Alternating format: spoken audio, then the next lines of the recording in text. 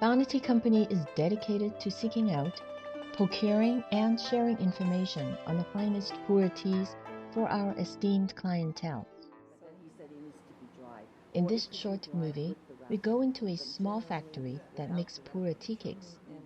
Photos and video were taken on my 2010 trip to southern Yunnan, widely acknowledged as the birthplace of tea. After tea leaves have undergone wilting, killing the greens, kneading, sifting, drying, and hand grading, they are actually ready for consumption. But Pu-erh tea has a long tradition of further processing, most notably being pressed into cakes or some other forms.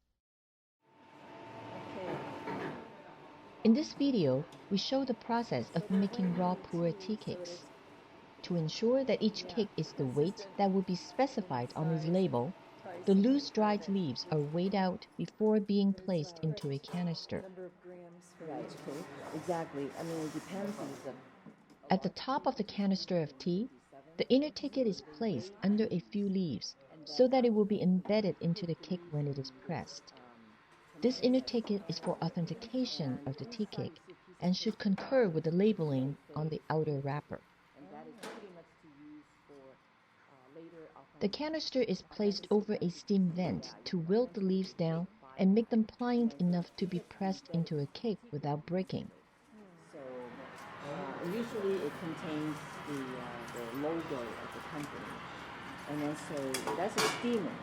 So the tea is steamed so that I see it's sinking, right? Sinking down in the can, and then the tea leaves, the softened tea leaves, will be put in A form-fitting cotton bag is placed over the canister.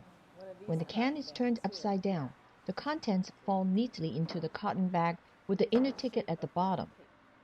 This is a large cake.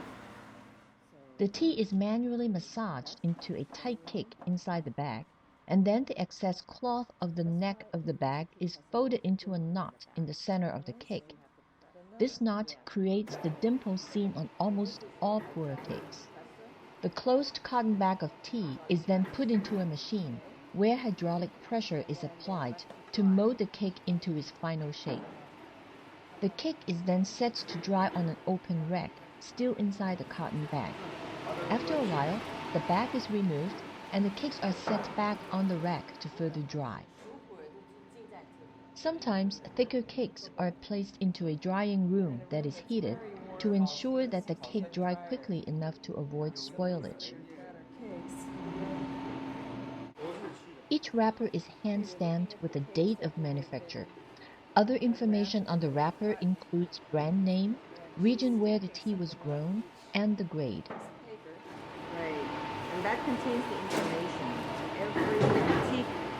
Every batch of tea has to go through some kind of quality control of the product. When the cakes are sufficiently dry, they are wrapped in a paper usually made of cotton, rice, or other natural fibers.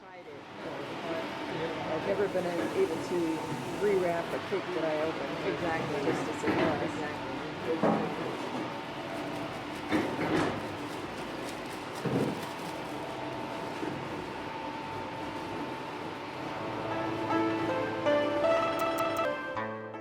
Now the cake is ready for aging, consumption,